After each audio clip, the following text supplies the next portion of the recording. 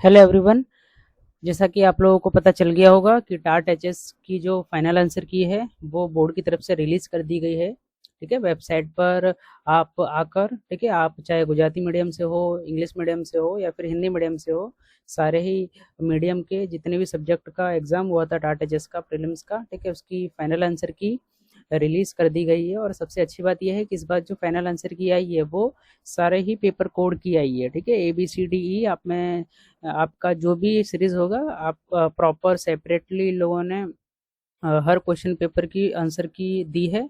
ठीक है, तो आप आराम से कंफर्टेबल होकर चेक कर सकते हो। ठीक है, नहीं तो प्रोविजनल आंसर की तो ऐसा आया था कि सिर्फ पेपर सीरीज एक का ही आंसर की आया था और फिर हमको अपने क्वेश्चन पेपर डाउनलोड करके उसमें इधर उधर मैच करके आंसर की चेक करनी थी। ठीक है, बट इस बार जो अभी आई है फाइनल आंसर की अच्छे से आई है, व्यवस्थित तरीके से आई है। ठीक है, अब इस वीडियो के अंदर मैं, आपने अगर हिंदी सब्जेक्ट से टाट एचएस की एग्जाम दी थी तो उसकी आंसर की किस तरह से चेक करनी चाहिए, ओके, एकदम इजी क्या तरीका रह सकता है उसके बारे में बताने वाला हूँ। ठीक है, तो देखिए मैंने स्क्रीन पर जो हमारे टाट एचएस की फाइनल आंसर की है, ठीक है, हिंदी मीडियम की हिंदी सब्जेक्ट की जो फाइनल आंसर की है उसके बारे में मैं इसमें डिस्कशन करने वाला हूँ। ठीक है, किस तरह से चेक करनी चाहिए उसके बारे में बात करूंगा। आपने भले किसी भी मीडियम से एग्जाम दिया हो, कोई भी सब्जेक्ट का दिया हो, आप इस तरीके से चेक करना, आसानी से आप तुरंत ही चेक कर पाओगे। ठीक है, आपको करना क्या है, पहले आप जो भी आपकी आंसर की है, ठीक है, जो भी सब्जेक्ट है आप उसको डाउनलोड कर लीजिए। ठीक है, इस तरह से आपको मिल जाएगा। पेपर ए है, इसमें ये पेपर सीरीज ए का है, ये बी का है, ठीक है, ये सी का है, ये डी का है ना, ये ई का है। ठीक है ना, तो इस तरह से जो हमारी 5 पेपर सीरीज थी उनका दिया हुआ है। अब आपको करना क्या है, आपने जब टाटा एचएस का एग्जाम दिया था तो आपको याद होगा टाटा एचएस का ओएमआर सीट रिलीज किया गया था। ठीक है, तो अगर आपने वो डाउनलोड किया था तो उसके द्वारा आप इजीली जो आंसर की है चेक कर सकते हैं। देखो मैंने यहाँ पर ये ओपन करके रखी है, ये मेरी खुद की ही जो टाट एचएस की ओएमआर सीट है, ये वो है। ठीक है, इस तरह से मेरा पेपर सीरीज सी था, ठीक है, हिंदी सब्जेक्ट का, और मेरा इस तरह से मैंने फिलअप किया था। इस तरह से आपके पास होगा। अब आपको करना क्या है, मान लीजिए मेरा तो पेपर सीरीज सी था, ठीक है, तो मुझे सी इसमें ओपन करना है। ओके, इस तरह से, ओके, दिख रहा होगा आपको। तो अब मान लीजिए इसका जो आंसर जी दिया हुआ है, ये शायद जी जी का मतलब शायद ग्रेसिंग होगा, इसमें ग्रेसिंग मिलेगा। ओके, इसका मीनिंग यही रहेगा, क्योंकि वैसे जो हमारे ऑप्शन थे उसमें सिर्फ 5 ही ऑप्शन थे, आपको दिख रहा होगा। ये ए है, ये बी है, ये सी है, ये डी है, ये ई है। ओके, तो इसमें हमें जो हमें ई तक देखना है, इसमें आंसर जो चेक करना है आपके आंसर की के अंदर, वो ABCD के थ्रू चेक करना है। ओके, आपको दिख रहा होगा यहाँ पर, है ना। तो मान लीजिए मेरा जो पहला क्वेश्चन था उसका आंसर मैंने टिक किया है बी। ओके, मैंने बी टिक किया है, पर जो बोर्ड ने जो इसका आंसर माना है वो जी माना है। जी मतलब शायद ये ग्रेजिंग ग्रेजिंग मिलेगी इसके अंदर। ठीक है, ग्रेसिंग मिलेगी इसके अंदर, तो इसका जो नंबर है हमें ऐसे ही मिल जाएगा।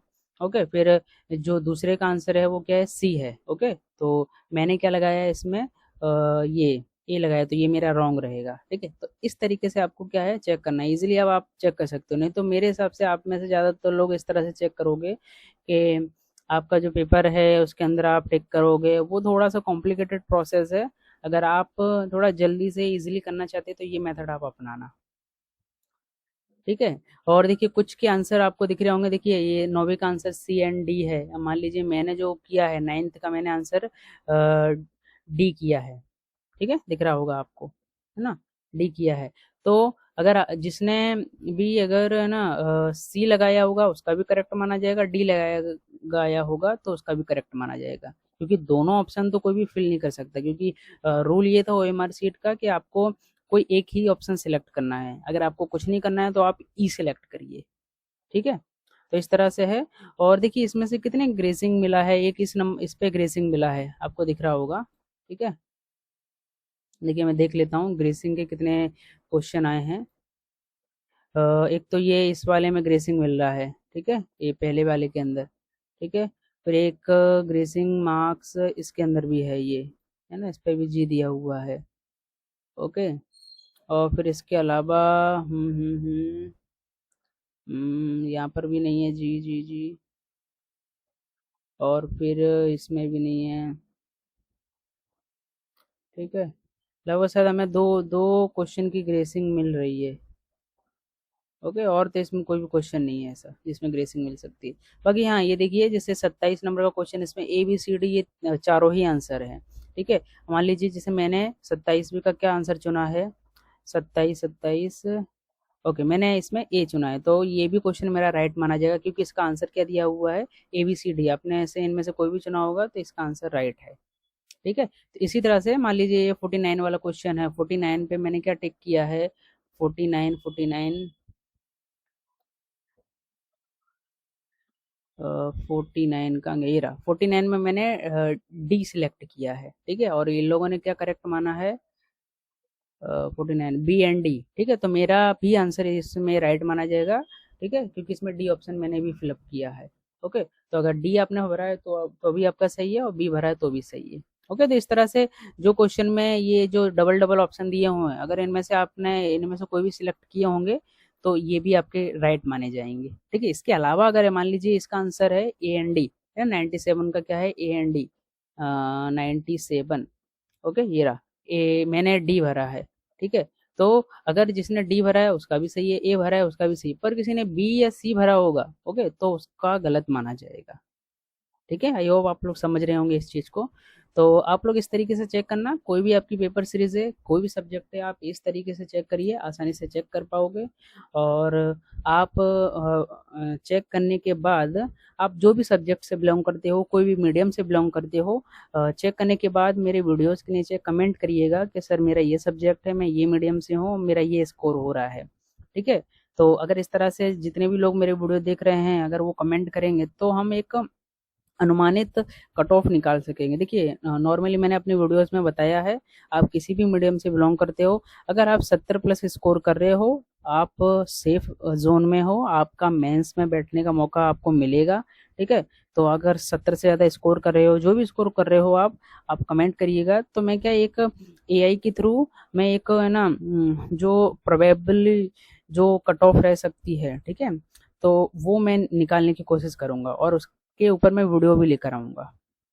ठीक है, और खासकर अगर आप हिंदी सब्जेक्ट से हो, चाहे कोई भी मीडियम से हो, अगर आप हिंदी सब्जेक्ट से हो तो आप ज़रूर करिएगा कि मेरा हिंदी सब्जेक्ट है, इस मीडियम से हूँ, मैं ये स्कोर कर रहा हूँ।